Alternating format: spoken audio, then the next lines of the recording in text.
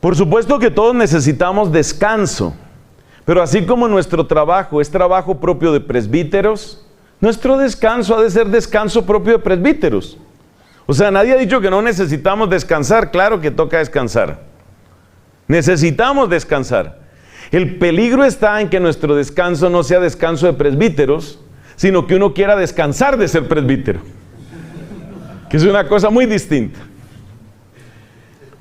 Claro que necesitamos descansar todos. Si acabamos de hablar de que uno no puede vivir estresado y reventado todo el día, por supuesto que se necesita descansar.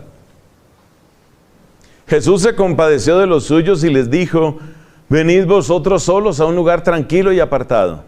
Es que no les quedaba tiempo ni para comer, dice el evangelista. O sea que el descanso sí se necesita. Pero una cosa es descansar como presbítero y otra cosa es descansar de ser presbítero. Y la línea es muy tenue. Y entonces ahí es donde uno dice y yo. Porque detrás del y yo, entonces revive nuestra naturaleza humana. Pero atención, nuestra naturaleza humana caída. Porque el problema no es que reviva tu naturaleza humana. El problema es que reviva solo la naturaleza caída y no la naturaleza renovada en la gracia. Porque por supuesto que tú y yo somos humanos, pero lo interesante es que cuando reviva nuestra naturaleza humana, sea nuestra naturaleza humana no solo caída, sino elevada por la gracia y por consiguiente sostenida por el Señor. Entonces, detrás de la pregunta ¿y yo? Detrás de esa pregunta revive la naturaleza, pero muchas veces revive solo la naturaleza caída. ¿Y cuál es la siguiente frase que se dice después de decir ¿y yo? La siguiente frase es: yo también tengo derecho. Yo también tengo derecho.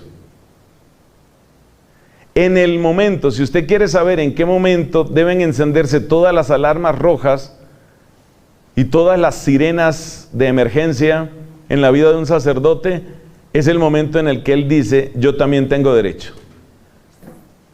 Yo también tengo derecho, yo también soy hombre, yo también tengo mis necesidades. Ya de ahí estás a un paso de todas las tragedias, todas. Muchas veces, por supuesto, tragedias que involucran la parte afectiva, sexual, etcétera, pero no solamente esa. Esos son escapes. El mundo en el que estamos es un mundo de escapismo. Las personas a veces habitan una realidad virtual demasiado tiempo.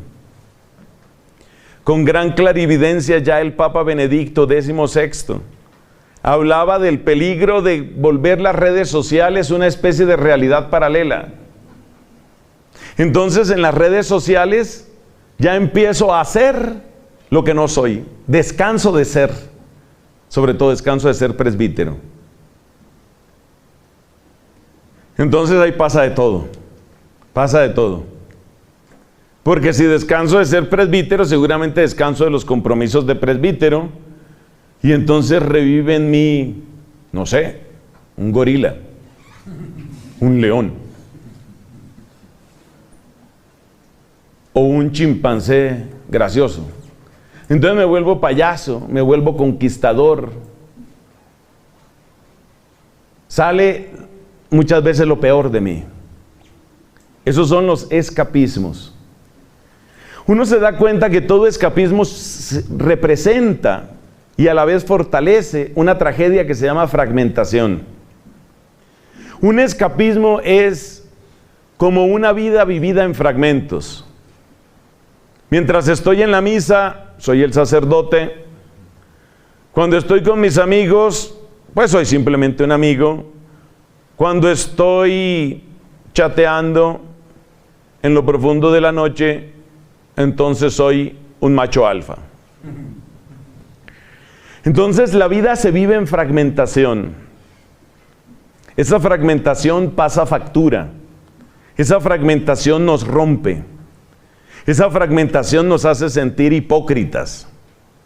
Esa fragmentación hace que nuestro discurso salga vacío.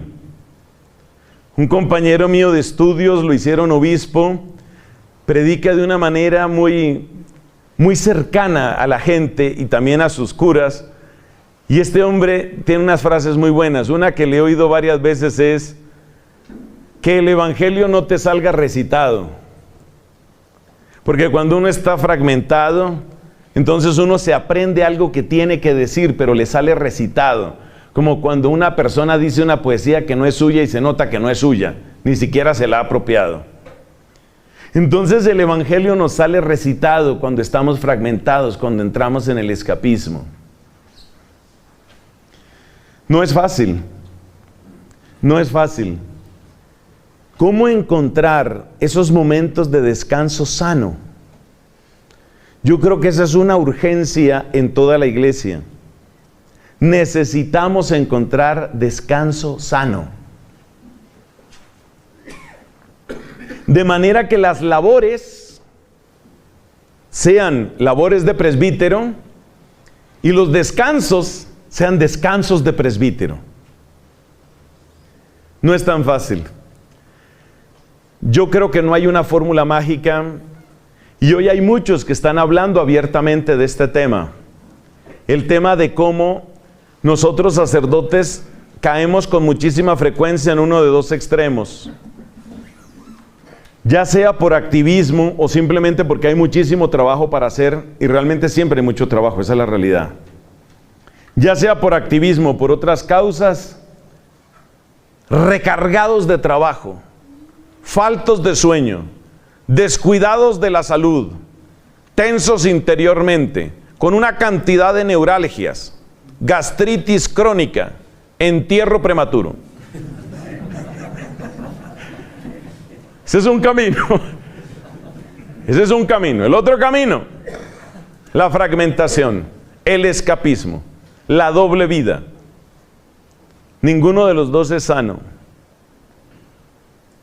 Cada uno de nosotros tendrá que ir encontrando ese camino, pero la propuesta es, cuando lo busques, búscalo con sinceridad, búscalo con oración.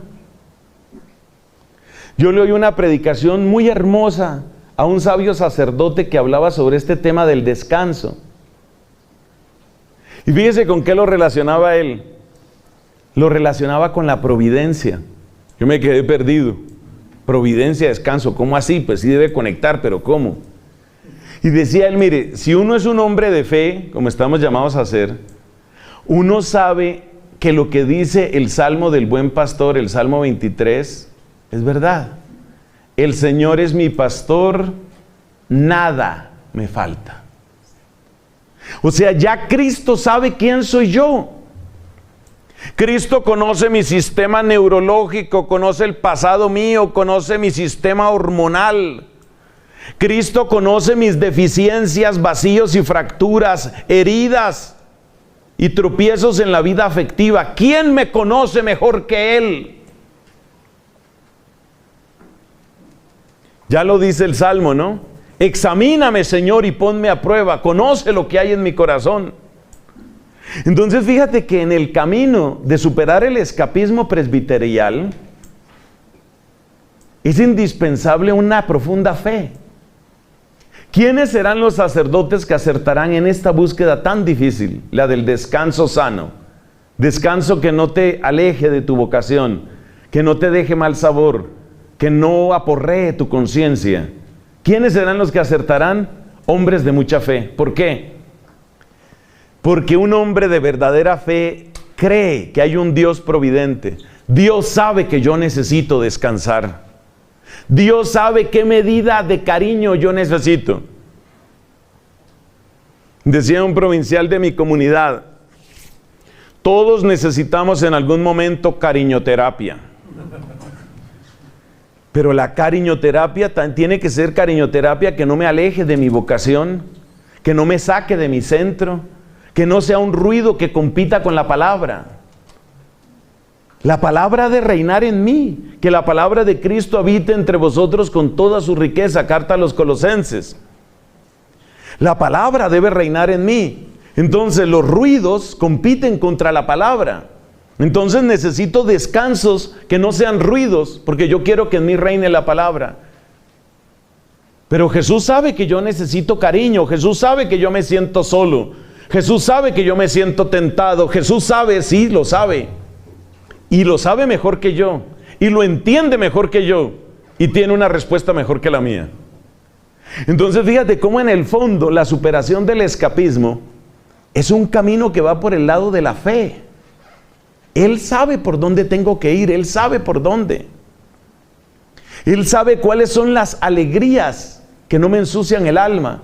Él sabe cuáles son los placeres que no dejan amargura ni remordimiento. Él sabe cuáles son las compañías que son reflejo de su ternura para conmigo. Así que lo primero para superar el escapismo, ¿qué es? Lo primero claramente es la fe. Él sabe que necesito. Eso es lo primero. Y creer que esa fe está tocando a la puerta de la providencia de Dios. Lo segundo, ¿qué es? Lo segundo es obviamente la prudencia que enseñan los santos. Y esa prudencia supone, en primerísimo lugar, pues adivine qué, el conocimiento de sí mismo. ¿Qué decía nuestro hermano y amigo San Ignacio de Loyola? El conocimiento del pecado dominante. ¿Qué es lo que a mí más me tienta? ¿Qué es lo que a mí más me gana? Para poder ejercitar la prudencia en eso. Si yo me doy cuenta que tengo una cierta inclinación, hombre, hacia el licor, me llama la atención varias veces como que he estado al borde de excederme, bueno, ya quiere decir que ahí tengo una señal de alarma. Si me doy cuenta que hay una cierta atracción hacia otras personas, en muchos casos del otro sexo, en algunos casos incluso del propio sexo, hombre, yo tengo que tener eso muy claro y tengo que saber, ahí hay líneas rojas que me indican lo que no debo pasar, porque estoy sometiéndome voluntariamente a un peligro. Entonces, lo segundo en los escapismos es una tarea de prudencia, y esa prudencia requiere mucho conocimiento de uno mismo. El que ama el peligro morirá en él. Entonces uno tiene que conocerse. En tercer lugar, como advertencia específica en el tema afectivo, hay un consejo que creo que se puede dar a todos, creo. Prefiramos siempre el cariño que se recibe de las familias como tales. Porque sí necesitamos cariño. En eso hay que ser honestos. Sí necesitamos. Y cariño humano sí necesitamos. Entonces, si se trata de cariño, hay dos fuentes que suelen ser muy limpias. El cariño de las familias como tales y el cariño, la fraternidad, el apoyo, la solidaridad de nuestros hermanos en el presbiterio. La fraternidad sacerdotal bien entendida y el cariño que se encuentra en las familias suele ser buen resguardo en esos temas de amistad, de afecto, que uno tiene que ser honesto que uno las necesita. Uno las necesita. Entonces lo que hemos de pedir al Señor es, llévame donde aquellas personas, particularmente familias, quiero insistir en eso, aquellas familias, aquellas personas donde se pueda desarrollar una amistad limpia, alegre, con la debida expresividad. Ya esto cambia mucho de temperamento a temperamento. Hay gente que tiene una formación sacerdotal, porque de todo he conocido yo en estos años. Hay gente que tiene una formación sacerdotal que a duras penas da la mano con el codo tieso, ¿no? Yo creo que esa estrategia se la enseña, no sé si es en el cierto año del seminario o en el noviciado, ¿dónde? Pero yo he conocido algunos que se llaman así, la hermandad del codo tieso. ¿En qué consiste? ¿En qué consiste? Si no se sabían ese truco, apréndanselo. Cuando usted de la mano extienda completamente el brazo y tense el codo tieso. Eso ya hace que la persona quede inmediatamente a raya. Entonces hay gente que es así, de la hermandad del codo tieso. Otros, en cambio, pertenecen a la hermandad del abrazo. Abrazo por aquí, abrazo por allá. O sea, piensen en este pobre que les habla. Yo vengo de la Renovación Carismática. ¿Qué se podrá esperar de mí? Entonces, renovación carismática, ¿qué significa? Mucho abrazo, mucho abrazo, mucho abrazo. Dense la paz. Entonces, en la hermandad del codo tieso, la paz por aquí, paz por allá. Entre los carismáticos, la paz, la paz, la paz, la paz. Entonces, el temperamento, la formación, la cultura dirán las formas específicas, pero hay algo que no falla. Si tú estás buscando al Señor, si la luz de tu conciencia está despierta, con abrazo o sin abrazo, con codo tieso o sin codo tieso, tú sabes qué estás buscando. Porque uno puede tener muy templado y distante el brazo y los ojos están gritando otra cosa. Y yo les digo una cosa, muchos de los escándalos afectivos han venido de personas